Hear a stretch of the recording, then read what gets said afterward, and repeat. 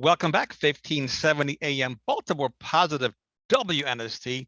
And from the far north, we have our good friend, our very own Luke Jones. Luke, welcome in. Hey, Dennis, how's it going, my friend? It's going fantastic, my friend. Thank you. We a couple of segments ago, we covered the defense and all three levels and what the team needs and who's coming, who's potentially going, etc. And now we have to turn our attention to the offense. And I guess the best place to start with would be the obvious one, right? The offensive line. Yeah, and the most obvious one being Ronnie Stanley. And where is he from a health standpoint? And I think there's a lot of unknown. I think the Ravens have said all the right things. He hasn't talked a whole lot since he underwent surgery. When was that? October, I guess it was. But you hope for the best, but and I think Eric DeCosta alluded to this in his season-ending press conference. I think you have to prepare for the possibility that he's not going to be right. And that's not to say his career's over. It's not to say he won't get back to playing at a really high level. You just don't know if that's going to be week one. And I think you have to prepare to a better degree than the Ravens did this past year. And that's where Eric DeCosta acknowledged that. And look, do I think he himself somewhere along the way, and some of this just being, as much as we think of sports doctors and these surgeries always going well, we know that it doesn't always go that way. And sometimes the surgery goes fine, but someone's body just doesn't respond the right way. Something happened along the rehab process. Who knows? So there's so many different variables at work, but the long story short is the Ravens can't put themselves in the same position as they did a year ago. So that's where I think you do look at this draft, and I've always thought of, to me, I don't view this as though you're drafting Ronnie Stanley's replacement. I think in an ideal world, you're drafting your forward, but as was the case with someone like Orlando Brown when they selected him now going on 4 years ago, someone who has an established ability to move to the left side if possible, or if not if possible, but if necessary, let's say. So, who that might be. I mean, I think it's, the first couple tackles on that board, I think are going to be long gone by the time the Ravens pick. But, I know Daniel Jeremiah and others have talked about Trevor Penning, for example. How does he look in testing, and clearly his competition level, someone like that. And would that be at 14? Would that be moving back a little bit potentially? So, I mean, there are names, and there are certainly options that they could look to, and certain ones fit the mold better of a right tackle moving to play left tackle, vice versa. But, I think with Ronnie Stanley, you have to plan. And part of this, I'm working under the assumption that we won't see Alejandro Villanueva back. I think that's how most people are viewing this. And, you need to have, it can't just be Patrick McCary just being your super utility guy and he slides into left tackle, or, this year's version of Alejandro Villanueva is a cap casualty somewhere. I think you need to aim higher than that. And you hope, ideally, Ronnie Stanley's back and he's much closer to being the guy he was pre-injury sooner rather than later. Maybe not week one, but maybe week 5, let's say, something along those lines. You're still hoping for that scenario. And I'm not even saying that's impossible or unlikely even necessarily, but I think you do have to prepare. You have to plan. When you're talking about a guy who's had multiple ankle surgeries, and this has been going on now, going on a year and a half since the original injury, you've got to prepare. So, beyond him, you mentioned the offensive line. For me, it's, no other major injuries they're coming off of. It's just question marks. I mean, you have Juwan James, who could be a factor at right tackle. Again, you can't plan for him, a guy who's had a lot of injuries in his career. But I think the other ones, and this isn't tackle, but this is talking about left guard, which I think we've talked a lot about offensive tackle. We'll talk a lot about center, assuming Bradley Bozeman doesn't re-sign, and feels like every day we're getting closer to the start of free agency. That feels less and less likely if you just kind of look at how this normally plays out. But they need to find their left guard. And I think they have in-house candidates, and you look at who they've drafted over the last 4 drafts or so, 3 drafts, I guess you'd say: Ben Powers, Ben Bredesen, Tyree Phillips, and Ben Cleveland. Now, Ben Bredesen's gone already, and they recouped some draft capital for that trade with the Giants, but you have the other 3. Powers getting expensive now, last year of his rookie contract. So I'm guessing at this point, he's probably not the left guard from a long-term standpoint, even if maybe he remains in the mix this year. But for me, I'm really looking at Tyree Phillips and Ben Cleveland, and These are two guys who missed time due to injury, and Tyree Phillips has missed time in both of each of his first 2 years. Time on task. John Harbaugh talks about that a lot with young offensive linemen, just being able to stack practices, being able to play, being able to develop. And I think that's critical because, I've already talked about offensive tackle. Who knows what's going to happen at center? Maybe it is Bozeman. Maybe it's, I don't think Ryan Jensen's most likely going to be in their price range, especially if Bozeman isn't, but who knows, whether it's a veteran or whether it's drafting someone relatively early. To me, I look at left guard. It's like you've spent a good number of draft resources at that position. One of those guys has to fit there. If not, you've really wasted a lot of draft picks and you still don't have an answer. So, Stanley's the big one, but I look at left guard, even though those guys, not talking about major injuries, looking at guys that, one, need to stay on the practice field and develop. Two, you want one of them to emerge to be that guy because you're talking about third and fourth round picks. No, not every third and fourth round pick becomes a starter, but when you're talking about a collection of 3 or 4 of those guys, one of them should be at least a solid starter for you that you can pencil in for 3-4 years and maybe longer than that. So I would really, from an internal improvement standpoint, that's the position I look to and say they need one of those in-house candidates to work out this year and moving forward. They do, Luke, unless they get a serviceable left tackle out there in free agency, but that's going to cost some money.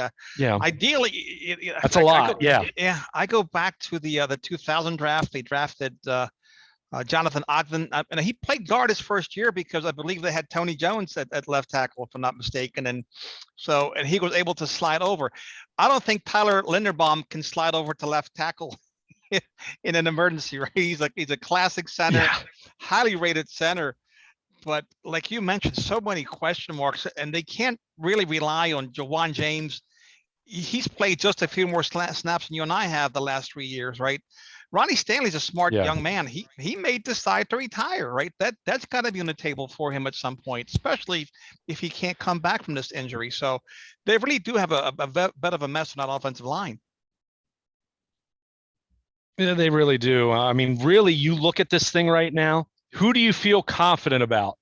Kevin Zeitler at right guard, and he's on the wrong side of 30. Now, that's not to say that he can't play at a really high level for a couple more years.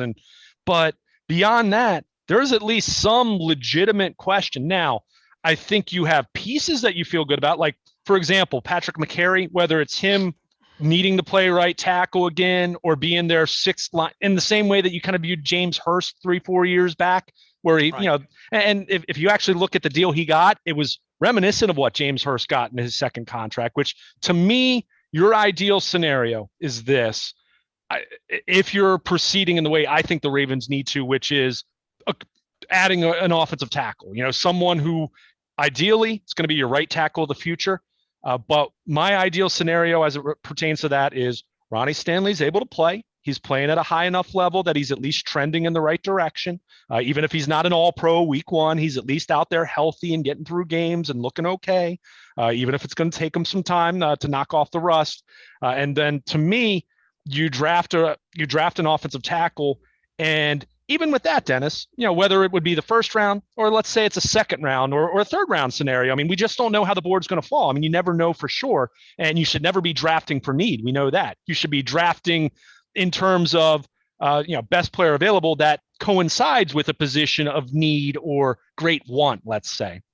But to me, your best case scenario would be Ronnie Stanley comes back. You draft that right tackle of the future who has the flexibility to kick over to the left side, because Ronnie Stanley missed games prior to this ankle injury. He's never been a guy that's going to be 100% healthy all year long. So you have to keep that in mind.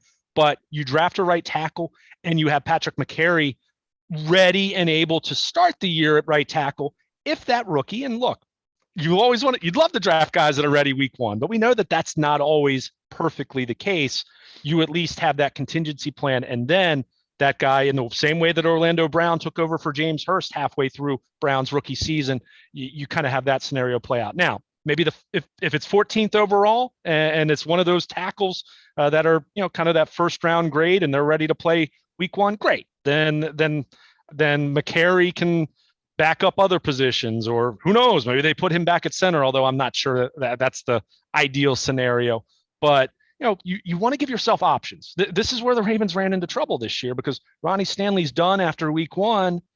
And then you're really stuck. And thank goodness for their sake. I mean, think how much worse it would have been if Patrick McCary couldn't play right tackle. Right. I mean, think about it. I mean, and that's not to say he played at like an all-pro, but he handled that at a very capable level. Now, does that mean long-term starter there? I'm skeptical of that, but he proved his value. But in an ideal world, his value is still kind of being that sixth lineman that, can play any of those positions on game day, which is valuable.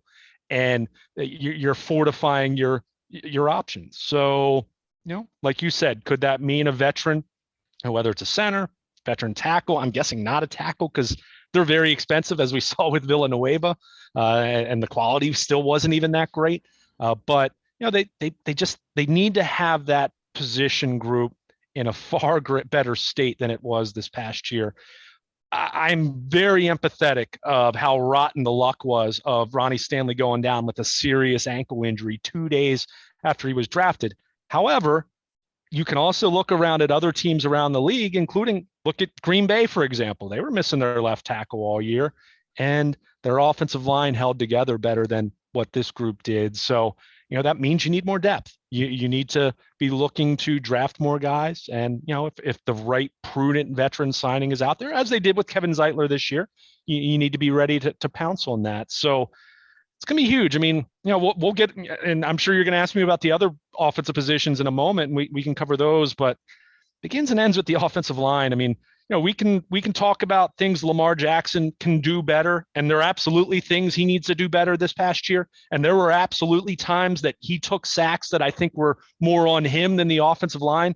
But by and large, we saw an offensive line that did not pass block well enough and did not run block at the level that it did a couple years ago, where you're going to be this run first team. It's got to be historically great, because the analytics tell you if it's not that historic special running game, then you're kind of beating your head against the wall in the way the game's played today. So they've got a lot of work to do on that O-line, and it's not to say they can't do it, but they're going to have to be very resourceful and very, let's say, very responsible and sharp with how they spend those resources on the offensive line.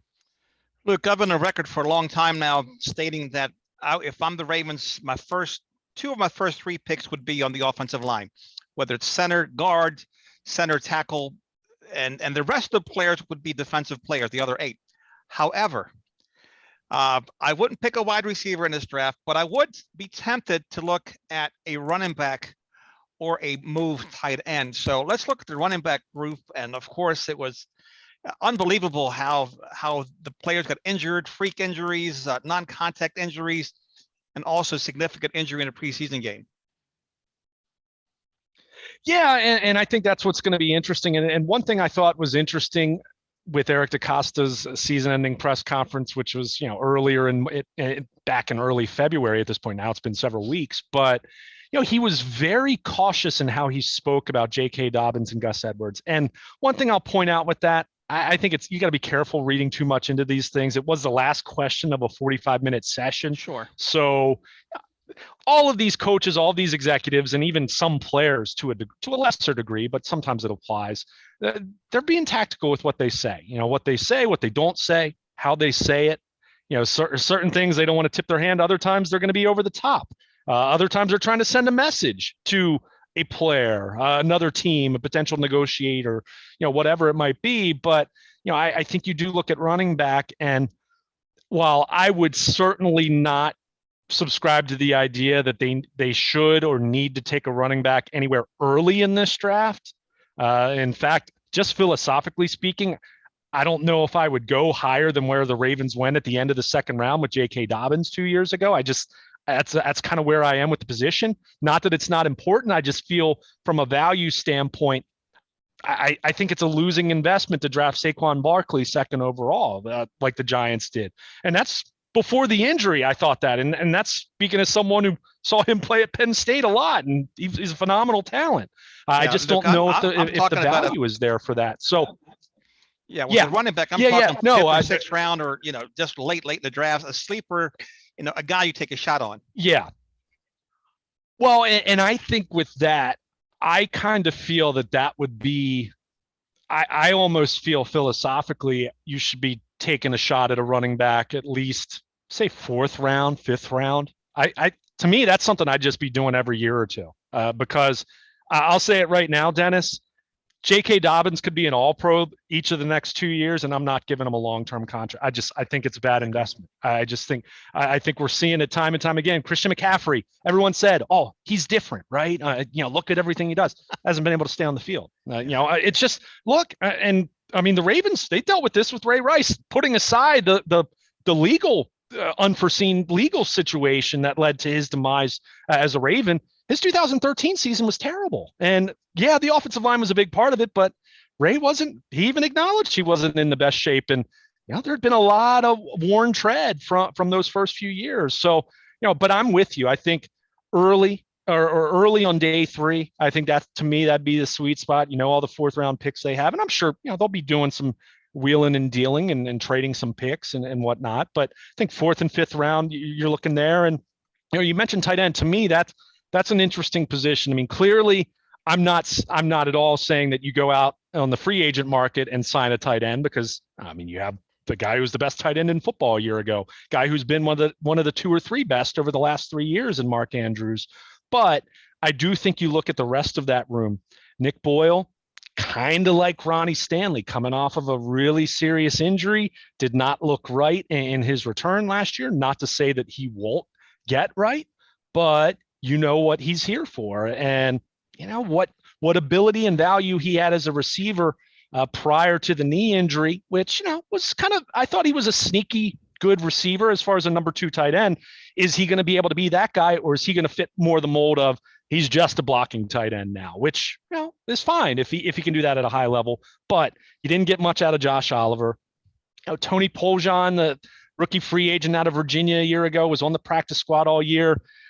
I don't know if they're that high on him in terms of thinking he could be an answer. To me, you need to have some confidence in an understudy that if Mark Andrews goes down, not that wouldn't be a big loss because you're not replacing Mark Andrews, but stylistically speaking, you don't want to have to change your entire offense. So you'd like to have someone that can kind of fit that mold. That's why, I've heard some Ravens fans mention Hayden Hurst. That, I'm not that Hayden Hurst did great things with the Falcons, that he's going to get a massive contract, but they're that kind of guy, that kind of guy that if Mark Andrews pulls his hamstring and is missing for 3 games, you have someone stylistically that can step in there, and he's not going to be Mark Andrews, but it's not going to completely change your offense. A guy that, okay, if Mark Andrews averages 6 or 7 catches a game and 90 receiving or 80 receiving yards and catches a touchdown, can you have a backup there that can still catch 4 or 5 passes for a couple weeks and give you 55 receiving yards? So, I think they need to identify that guy, just because another reason this offense under Greg Roman was at its absolute best in 2019, when they had the 3-headed monster at tight end. Not that they're going to go back to that formula entirely, because they are better at wide receiver and they don't need to do that. But boy, you'd like to have that option of running that 12 personnel and being as efficient and as explosive as they were a couple years ago, being able to do that. So I'm with you on that. Again, maybe that position, I'd have my eyes open 3rd round, maybe the compensatory pick that they got in the 3rd round for the David Culley hiring in Houston, which is ironic. They had that pick and he's already gone from the Texans, but that's neither, that's besides the point. But, is there a tight end at the end of that 3rd round, early 4th round again, that, has some developmental upside as a pass catcher that could be a complimentary, understudy to Mark Andrews, and, not a guy you're going to lean on very heavily, but, you want to have those what ifs, as many what ifs as you can possibly have. And, I would have shuddered to think if anything had happened to Mark Andrews for even just a couple games in 2021, what would that offense have looked like? I mean, let's face it, the offense wasn't very pretty down the stretch anyway, but boy, you just you would have shuddered to think because we didn't see nearly enough from the likes of Josh Oliver, and I mean Eric Tomlinson's a blocking tight end. Boyle wasn't right, so yeah, I'm in agreement with you. I think those are 2 positions that day 3 of the draft I'd be looking to see if you can find some good value there, some guys that bring some upside that could be some valuable backups for you over the next couple years. With Hayden Hurst, that's a very interesting name, Luke. He left Baltimore. He didn't like the fact that he wasn't getting enough targets behind Mark Andrews. So he goes to the Falcons. They draft Kyle Pitts. He's a monster of a tight end, exactly. Right? Best tight end coming out of college in a decade, right? Just with the measurables alone. So maybe he's learned that, hey, maybe it wasn't so bad being with the Ravens. And like you, I cringe to think about what this offense would look like without Mark Andrews. He was very fortunate last year, but maybe he's not as fortunate this year. And I would love to have Hayden Hurst in this offense. He knows the offense. He's got great hands. And who can forget the long touchdown running catch against the Buffalo Bills a couple of years ago? So yeah, as they can make the money right for him, I'd bring him in a heartbeat and save that draft pick for something else. Yeah, and I would say probably looking at it realistically, it might be a case of you might be better off seeing if you're finding Hayden Hurst in the draft. That skill set. A guy who pretty solid blocker. Maybe not a devastating blocker, but was good enough, and a guy who clearly has some ability to make some plays as a receiver. So again, the money has to be right. The player has to be available when you're picking in the draft. I mean, all those variables makes it so hard to predict. I think, with the combine being this week, you start to gain a little more context. And I think you'll see mock drafts, by the absolute best to do this, the Mel Kipers of the world who have such great intel around the league. You'll get a little more context and a little more focused thought about where these guys lie, and certainly pro days with testing and all of those things. But I think this is the point now in the pre-draft process. As much as the tape doesn't lie, you start to gather more specific intel.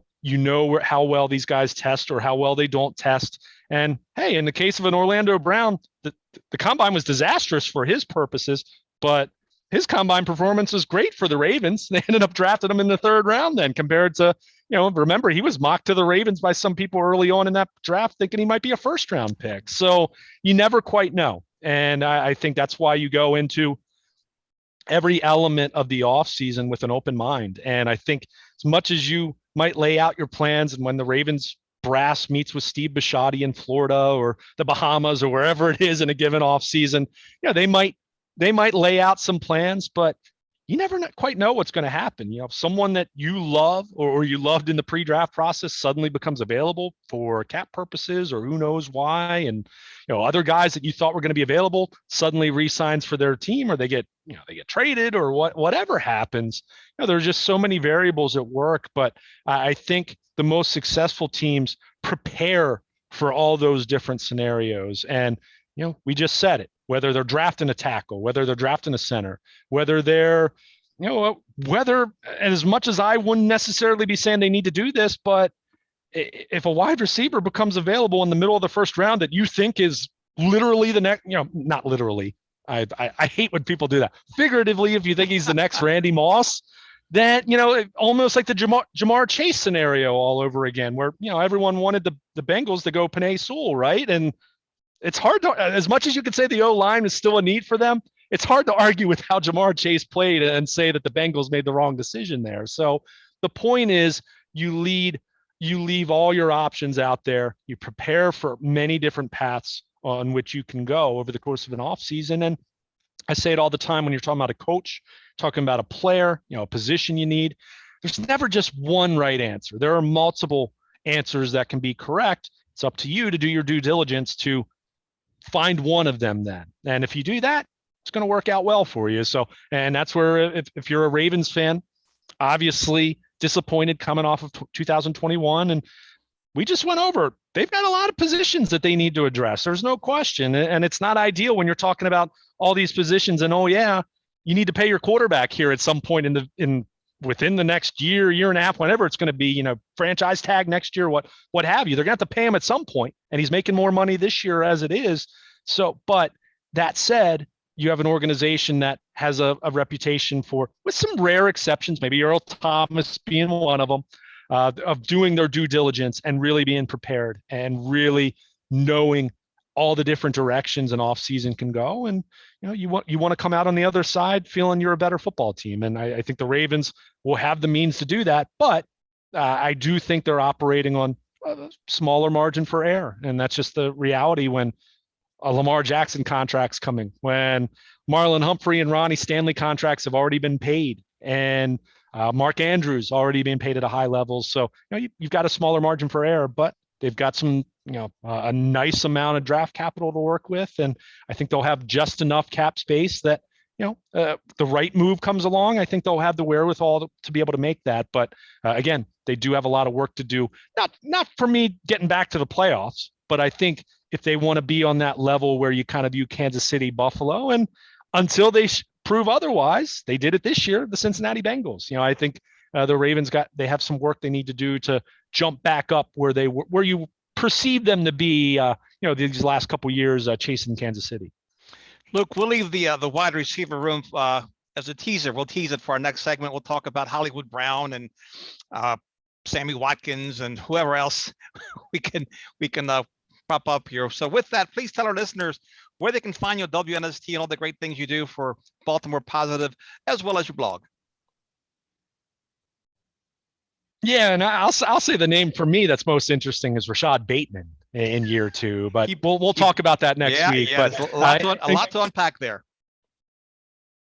Yeah, no question about it. I want to encourage everyone to follow us on Twitter at WNST. You can follow me personally at Baltimore Luke. Check out my blog, sponsored by Coons Baltimore Ford, at BaltimorePositive.com.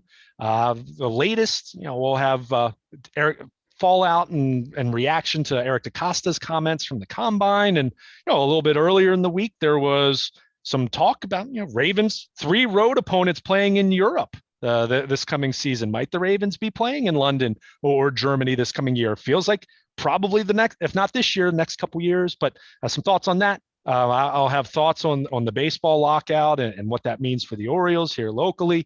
But you can check out my blog at BaltimorePositive.com. You want to be on the WNST Baltimore Positive Text Service, sponsored by Coons Baltimore Ford. If it is a notable Ravens roster move, if it is a player salary cap casualty, if it is a trade coming down the pike in a couple of weeks, any significant local sports news sent directly to your mobile device via the WNST Baltimore Positive Text Service, sponsored by Coons Baltimore Ford. And of course, anything throughout the week on AM 1570 with Nestor. We'll have the Eric DeCosta press conference from Indianapolis. Check out all of that at BaltimorePositive.com. Always fun, always informative, my friend. Thank you so much for your time. Keep doing great things. Can't wait for the next segment.